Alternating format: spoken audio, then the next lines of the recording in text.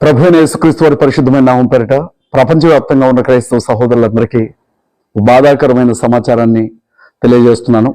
ప్రవీణ్ పగడాల గారు రక్షణ టీవీలో అలాగే అనేక వేదికల మీద యేసుక్రీస్తు ప్రభు గురించి పోరాడినటువంటి ఒక వారియర్, భయంకరమైనటువంటి పరిస్థితుల మధ్య కూడా క్రీస్తు గురించి నిలవబడినటువంటి ఒక పోరాట యోధుడు, దైవజనుడు.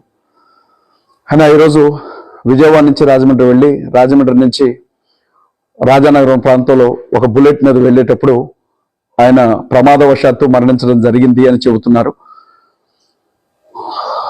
ఆయన బుల్లెట్ ఒక పొదల మధ్యన పడిపోయి ఉండడం, ఆయన ఒంటి నిండా గాయాలుండడం, ముఖం మీద పెద్ద ఎత్తున గాయాలుండడం, ఆయన చనిపోయిన సంఘటన కూడా ఎవరో చూసి చెప్తేనే తప్ప బయట ప్రపంచానికి తెలియలేదు. ఏదైనా యాక్సిడెంటల్గా ఆయన చనిపోయారా, లేకపోతే ఎవరైనా ఆయన హత్య చేశారా, కుట్రపూరితంగా ఆయన మీద దాడి జరిగిందా అన్న విషయం మనకేమీ తెలియదండి. పోలీసులు ఎంక్వైరీ చేసి నిజానిజాలను బయటికి తీయాల్సినటువంటి పరిస్థితి. ప్రస్తుతం ఆయన పార్థివ దేహం రాజమండ్రి మార్చరీలో ఉంది అని సమాచారం. దయచేసి వారి కుటుంబానికి ఆదరణ కలిగేలాగా ప్రార్థనలో జ్ఞాపకం చేసుకోండి.